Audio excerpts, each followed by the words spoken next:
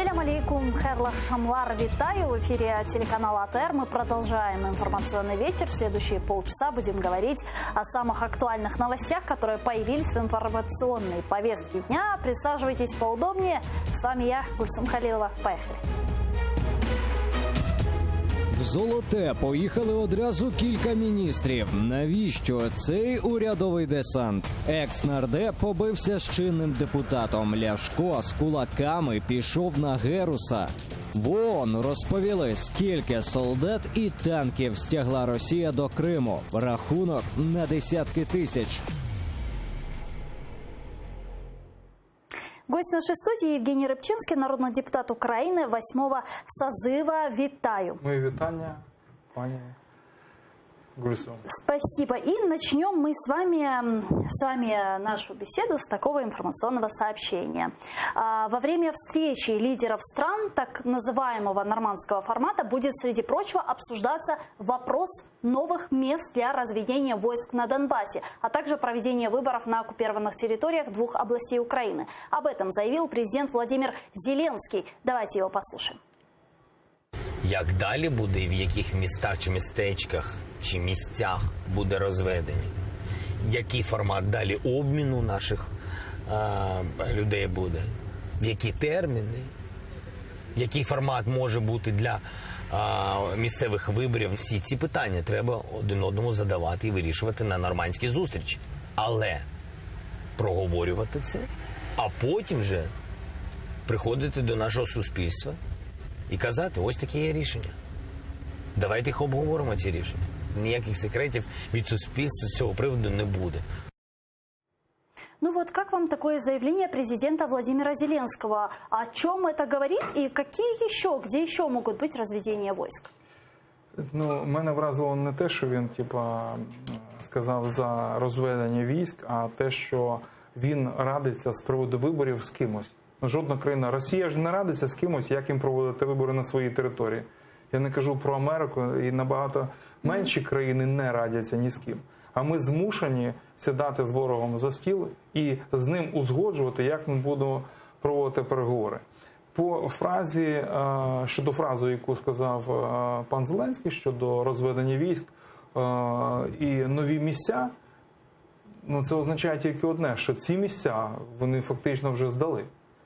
І якщо ви знаєте, що в Покровському будується за наш рахунок міст, а там вже стоять триколори, це що означає? Що фактично ми вкладаємо в чужу інфраструктуру, там де будуть жити люди, які зовсім не прагнуть жити в українській державі. І от в цьому є проблема. І оця от хода ні капітуляції, яка вже двічі була і яка буде ще не один раз. Но ви все-таки розведення вважаєте капітуляцією, правильно? Я вважаю, що розведення військ в такий спосіб, коли під час цього вбивають наших і ранять. Вчора було 4 поранених, наприклад. Це що за розведення? Леся Василенко, народный депутат Украины, фракция «Слуга народа», с нами сейчас на прямой связи. Алло, здравствуйте, слышите ли вы нас?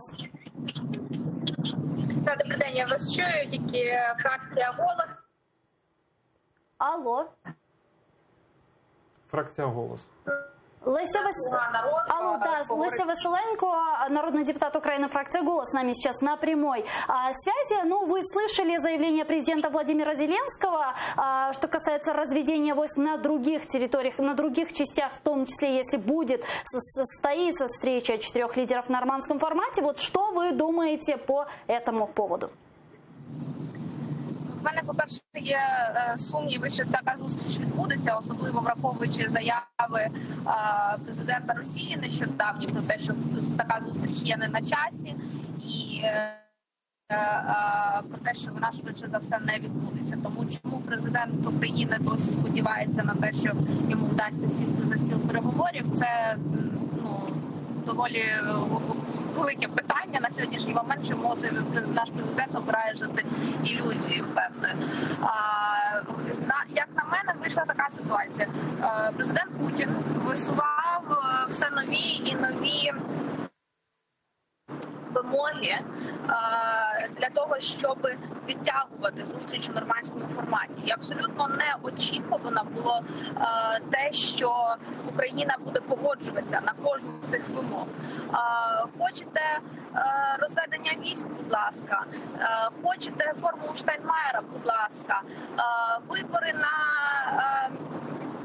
тимчасово окупованих територій, готові говорити.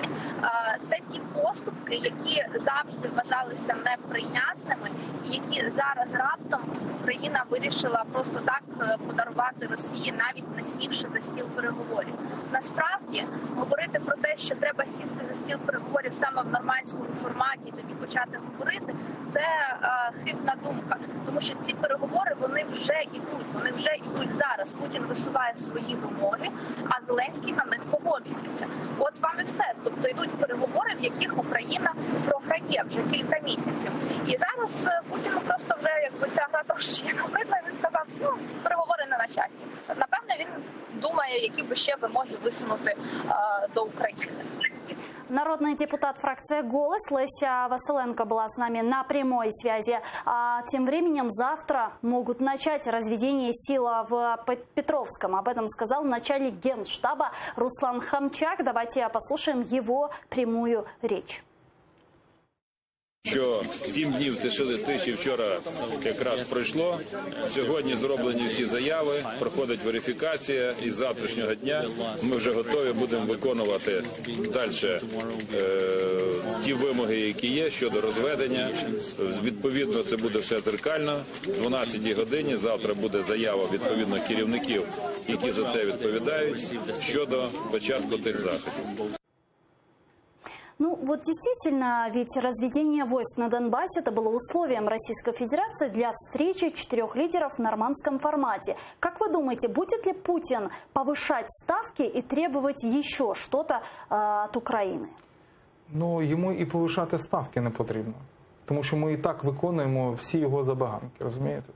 І абсолютно права Леся Василенко стосовно того, що наше йому сідати за стіл переговорів, коли він тільки натякне на щось, це відразу відбувається. Адже жодного паперу стосовно розведення військ ні з ким не підписано. Тобто це абсолютно така навіть неформальність, це абсолютна ініціатива нашої сторони. І ви розумієте, якщо по російських каналах показують, як ми відводимо, як українська сторона, як ВСУ, відходять від позиції, то чомусь по українських каналах не показують, як відходять сепаратисти і відходять російські війська. І тут є певний, у мене певна підозра, що напевно, що вони і не відходять. Ну вот многие аналитики говорят, что Украина тем временем ведет свою игру. Понятно, и есть огромные сомнения в том, что состоится нормандский формат, не состоится. Многие говорят, что все-таки он не состоится. Украина выполняет условия Российской Федерации, готова их выполнять, но Россия, как мы видим, нет, не готова и не хочет, собственно, этой встречи. Таким образом, Украина укрепляет свои позиции на международной площадке. Может ли быть такое? Ну, це дуже дивна міжнародна площадка, розумієте?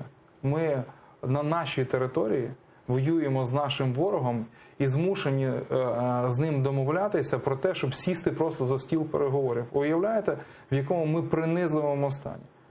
Ми вже не говоримо про Крим взагалі, нам аби тільки досягти хоч якогось миру. Але ж ми розуміємо, що не існує мира будь-якою ціною, розумієте? Колись багато років Черчилль сказав на договір, який підписав Чемберлен, що, я не пам'ятаю дослівно, але так, що якщо ти вибираєш між війною і безчестям, і вибираєш безчестя, далі все одно прийде війна. Тому я думаю, що ніхто чомусь не враховує цей досвід. Как вы думаете, чем все это закончится? Разведение войск, подписание формулы Штайнмаєра, вот эти попытки созвать нормандский формат? Це відтягування часу для того, щоб підготувати і інформаційно, і інфраструктурно, і в будь-який інший спосіб ті території до, як не дивно, входу в Російську Федерацію. Тобто готується яка схема? Ну, те, що я бачу принаймні. Готується така схема, що парламент піде на зустріч Путіну і ФСБ, будуть підписані якісь договори, які 100% Україна буде виконувати. А далі, після відведення військ, після проведення якихось невідомо виборів на Донбасі, після того, як вони отримують вже юридичну автономію, далі вони проголосують за те, що як автономна республіка про вихід взагалі з складу України і, можливо, входження до сусідньої країни. І все. Тобто ми таким чином просто легалізуємо їхній відхід. Розумієте? А в принципі Путін же не зупиниться. Його цікавить весь південь України.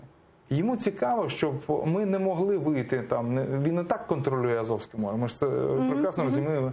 І міжнародні спостережники щодня говорять про те, що захід і вихід з Азова – це на сьогоднішній день вже проблема. І не тільки там військові, здебільшого торгові. Ти не можеш вже торгувати. Вони фактично стоять як митники, розумієте? Да, про милитаризацию Азова и оккупированного Крыма мы еще с вами поговорим. Хотелось бы перейти к следующей теме. Он вернулся. Олег Ляшко подрался с депутатом от «Слуги народа» Андреем Герусом. Давайте смотреть, как это было. Це за ті гроші тут. За ті гроші такі є. За народження. Це за народження. Ти що? Слава народу. Ти що? Я говорю, ти за ті гроші. Знаходишся. Ти за які гроші знаходишся? Я питаю, за які гроші ти знаходишся? Не за свої. Ти запустив російську електроенергію. Ти запустив сюди російську електроенергію. Так чи ні? Що охоронець? Я питаю, ти запустив російську електроенергію сюди?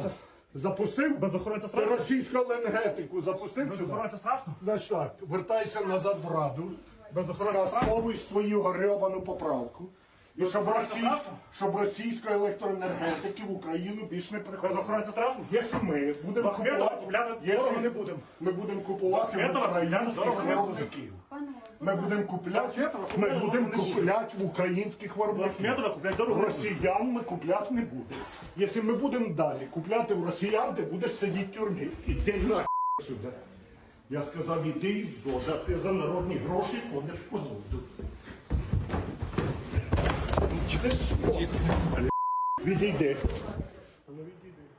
Ну, вот что это было? Це був, як це називається, інформаційний привід, розумієте?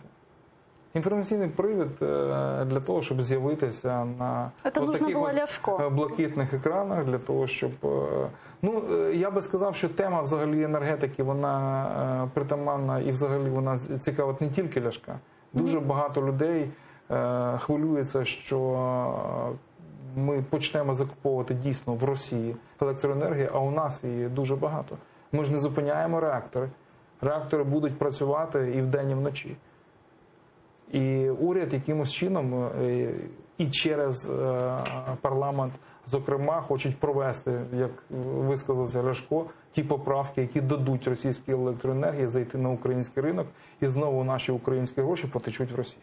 Ну вот что касается народных депутатов и правительства, хотелось бы еще с вами поговорить, а именно президент Владимир Зеленский объяснил разногласия во фракции «Слуга народа» и заявил, что внутри нее пока что сохраняется демократия. Послушаем президента. Це партія, в назві якої є весь головний 100% зміст. Тобто це партія народна, не тільки президентська, це народна партія. Є деякі помилки, є деякі аморальні вчинки. Тому ми дуже уважно, і я особисто, ми уважно слідкуємо за статистикою. Не тільки там якісь такі, ну, скажімо так, ганебні смски, вони теж є. Є ганебні чутки, але я зараз дуже радий, що поки що це тільки чутки. Є мінуси з приводу статистики голосування того чи іншого депутата, але ми за всім цим слідкуємо. І серйозні висновки будуть зроблені до кінця цього року. Ну вот, что касается ганебных смс-ок, вот появилось информационное сообщение, что депутат від фракції «Слуга народу» Богдан Яременко не подавав заяву про звільнення з посади голови Комітету Верховної Ради з міжнародної політики і міжпарламентського співробітництва. Про це йдеться у відповіді апарату Верховної Ради на запит українських новин. Слухайте, ну це От означає, як-то так. що Яременко переспав з тим соромом, який він вчинив, в принципі, своїм листуванням з повіями. Він переспав, подумав, що і так люди скуштують це лайно і будуть жити далі, розумієте? І так далі ми чогось сподіваємося, на щось сподіваємося, ми чогось очікуємо, а ми не можемо від них нічого очікувати. Їх з вулиці зібрали, розумієте? Не існувало такої партії ще за півроку до виборів. Їх збирали звідусіль. У мене багато знайомих там. В «Слугі народу». В «Слузі народу». Їх, я ж кажу, що вони ще за місяць до того не знали, що вони будуть з Зеленським. Більше того, купа людей підтримувала Порошенка. І раптом в один момент у них з'явився шанс, і вони стрибнули в «Слугу народу». І тепер ми вигрібаємо цю ситуацію. Крім того... А вот что значит «пока что демократия»? Це взагалі, ну чесно, президент плутає президентську республіку з парламентсько-президентською. У нас парламентсько-президентська республіка, де юре, яка передбачає те, що країною у вигляді законів, у вигляді прийняття бюджету, призначення уряду керує Верховна Рада. А він є президентом, тобто гарантом, передусім, безпеки громадян і, по-друге, цілісності держави. І от те, на що розраховує народ сьогодні, ми бачимо, що від цього йде влада в інший бік. На превеликий жаль. Тому що, я скажу відверто, я був дуже багато чим незадоволений в партії Порошенка. Я думаю, як і весь народ, який проголосував, це було голосування скоріше, як це називається правильно, рефлекторне. Ну, коли голосують не за, а проти. Проти суперника. Проти Порошенка в даному случае, да. Я стомився, вибачте. І тому нам не слід очікувати якихось таких дивних перетворень, що завтра життя стане набагато краще. Вони збираються взагалі бюджет наповнювати з чого? Не з того, що буде підніматися економіка, а з того, щоб продати нашу українську землю. Ну вот президент Владимир Зеленский сегодня в своем видеообращении много о чем рассказал, и про разведение, и про чутки в Верховной Раде Украины, и, конечно же, про парламент. А именно он сказал, что с теми, мы будем прощаться с теми, у кого не получится. Вот давайте послушаем президента Владимира Зеленского. Такого молодого уряду ніколи не було. Теж тут є плюси і мінуси. Нема корумпованого досвіду. І це великий плюс. Якщо ми сказали, що буде повне перезавантаження, так, це ризик, але це великий плюс. Якщо вони не впораються, теж. Чекаємо до кінця цього року.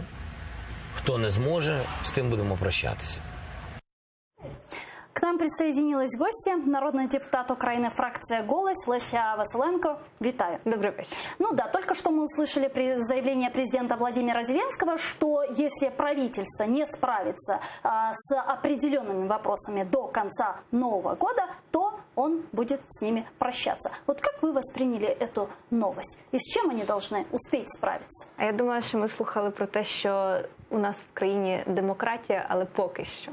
Тому що мене з його виступу з Тесли саме ця фраза найбільше вразила. І в мене найбільше так почало трошки переживання з'являтися за оце от поки що щодо демократії. Що все-таки... То завтра воно може закінчитися. По-перше, що може це означає, що ми готуємося до авторитарної держави, до дещо іншого режиму. Ну, все може бути з тим, які зараз лунають заяви певних членів «Слуги народу», фракції «Слуги народу» щодо того, яке має бути ставлення до змін. Ну, вот что касается правительства, о которых заявил президент Владимир Зеленский, может ли он действительно после Нового года просто просто распустить правительство? Президент Володимир Зеленський не може просто розпустити уряд, тому що це не є повноваженнями президента. У Ну, нас да, президент говорить, ми будемо президентська прощатися. республіка. Тому президенту не варто забувати, що парламент стоїть у нас на першому місці, все-таки в нашій парламентсько-президентській республіці. У президента є свої повноваження, у парламента, як у законодавчої гілки влади, є свої повноваження. І уряд формується теж згідно Конституції, знову-таки, за згодою, голосує за уряд парламент, а не призначає його президент. Ну вот смотрите, да, у нас, безусловно, парламентско-президентская республика, да, но это, скажем так, сейчас, к сожалению, в теории, потому что в практике мы видим, что у нас монобольшинство, у нас слуга народа, которое может действительно принимать решения. В данном случае, если мы говорим про парламент, как вы думаете, действительно, может ли после Нового года в практике распуститься парламент? Ну, теоретично можна все. Тим більше, якщо ти маєш 254 своїх вагнети в парламенті, вони можуть хоч завтра проголосувати недовіру уряду і так далі. Але, знову ж таки, поки президент не внесе нову кандидатуру, яку, знову ж таки, прийме парламент, той уряд все одно буде залишатися хоча б, скажімо так, технічним, і він буде виконувати свої обов'язки. Тому говорити, що завтра ми все поміняємо, отак щелкнувши пальцями, так не буде. Це перше. Друге, я якось сподівався, що, ну, принаймні пару років вся ця владна структура зможе витримати і не буде вступати в конфлікт сама з собою. Якщо президент говорить, що якщо щось не так, ми розпустимо уряд, це означає, що вже є конфлікт між ними і урядом, це раз. Якщо він каже, що у нас поки що демократія в Верховній Раді, значить вже є конфлікт в Верховній Раді, а якщо між гілками влади в воюючій країні є конфлікт, то це означає, що ми дуже сильно послабилися. Ну вот еще к некоторым новостям, которые мы хотим успеть обсудить. Бывшие политики не смогут найти себе место в новой системе. Так заявил президент Владимир Зеленский и прокомментировал новые посадки. Давайте послушаем. Не дуже багато посадок. Поки що це не почалось. Ну і згоден і ні. Дивіться, справа Свинарчуков є. Пашинський є. Далі Микитась є. Дубневич є. Навіть ви бачили в Верховній Раді, за Дубневича не всі голосували. Всі бояться, що до них буде таке саме ставлення. І правильно бояться. Воно буде таке. А далі будуть вироки цим людям, про кого я сказав. А не будуть відкриті інші справи. І ніхто не буде зупинятися. Ну, совсем недавно генпрокурор Рябошапка заявил, что украинское общество требует крови. И сейчас мы слышим заявление президента Владимира Зеленского о новых посадках. О чем и о ком идет речь, как вы думаете? Українське общество требує крові, як цікаво. Мені здавалося, що основна теза це була, що українське суспільство вимагає миру. І миру негайно, тут і зараз, і на будь-яких умовах, навіть якщо це путінські умови. Але разом з тим, про які би посадки не говорив президент Зеленський, віщаючи зі свого автомобіля, варто також пам'ятати, що в Україні є правоохоронна система. І що просто так заявляти, що того чи того буде посаджено на енну кількість років, це не прерогатива знову-таки президента. Є правоохоронні органи, є прокуратура, є СБУ для злочинів, пов'язаних з корупцією, є ціла низка антикорупційних агентств, і НАБУ, і САП, і так далі, які мають повноваження займатися тими чи іншими справами. Для митних злочинів, для податкових злочинів є в нас ДФС, є також, не треба забувати про Державне бюро розслідувань і так далі. В кожного є свої повноваження. Ну, учитывая, что президент Владимир Зеленский в стенограмме с Трампом говорил, что прокурор будет 100% его человеком. Ну, очевидно, президент не навчився на своїх помилкових таких твердженнях і заявленнях, і потрібно було би перечитати Конституцію, потрібно було би ознайомитися з іншими актами законодавства і розуміти, що належить до повноважень президента, Офісу президента, Верховної Ради, Кабміну Тут і йдеться правоохоронних просто структур. про кулуарну розмову, яка була в липні. І поза очі, звичайно, вони говорять, я поставлю того і того. Я думаю, що А хто може йому бути? давно вже Єрмак і решта юристів розповіли, як взагалі працює влада. А вот вручні посадки, это кто вот, о которых сейчас так Дивіться, активно вручних говорят? посадок не буде. Чому це не буде? Тому що задача будь-якої влади використати свою тимчасову владну позицію для того, щоб збагатитися. У нас економіка фактично не працює, вони ніяк інакше не наб'ють кишені, як тільки повитрухуючи з чужих кишень гроші. Тому я думаю, що буде дуже багато гучних справ, але жодна справа не закінчиться ув'язненням, строком і так далі. Крім того, я вибачаюсь, ми скільки років чекаємо по справі Гангадзе, що нарешті сядуть замовники? Ні. Гандзюк же сам. Це вже останні. Да, Гандзюк, да. Шеремет, Є цілий активісти, список з 55 журналісти. активістів. Я в попередньому складі парламенту був в ТСК щодо якраз Каті Гандзюк. Я бачив, як відбувається наша робота, як працюють правоохоронні органи. Все працює таким чином, що система захищає сама себе. Тобто влада, якщо навіть розправилася з якимось активістом, вона все одно спрацьовує на самозахист. Тому те, що обіцяв з самого початку президент Зеленський, що буде система буде зруйнована. Оце треба було робити, а не сідати за стіл переговорів з тими, хто є ворогами України, розумієте? А щодо прольється кров, ви сказали, так? Да. Україна, Не я, Рябошапка. українські, так, ви процитували да. Рябошапку. Стосовно того, що сказав Рябошапко, що український народ чекає крові, так, чекає крові ворогів українського народу, розумієте? А не ворогів цього режиму. Вот и все. Вот еще одна тема, которую я хочу успеть с вами обсудить, а именно милитаризация Крыма, потому что в штаб-квартире заместитель министра иностранных дел Олег Бажов рассказал, сколько военной техники завезла Россия в оккупированный Крым. Давайте послушаем. На території тимчасово Так, тут у нас- окупованого українського півострова перебувають 31,5 тисяча російських армійців, а ще 40 російських танків, 583 одиниці броньованої техніки, 162 одиниці важких артилерійських установок, 122 бойові літаки, 62 гелікоптери, 12 систем залпового вогню. Крім того, в регіоні діють 34 російські військові кораблі та 7 підводних човнів. Зачем это нужно России?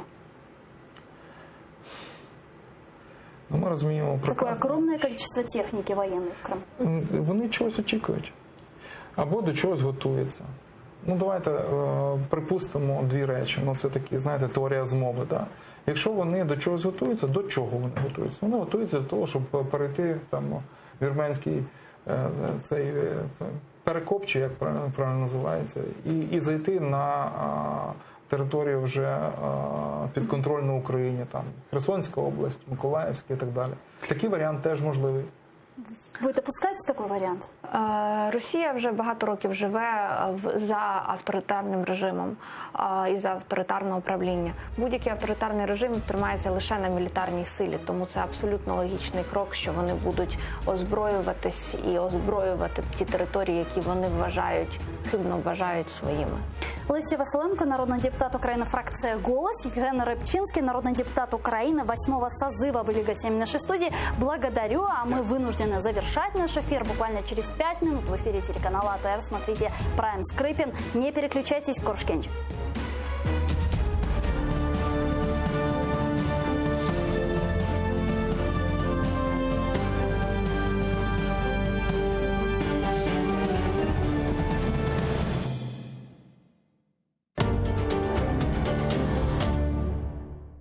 Сьогодні у Прайм Скрипін Олексій Гончаренко, народний депутат від фракції Європейська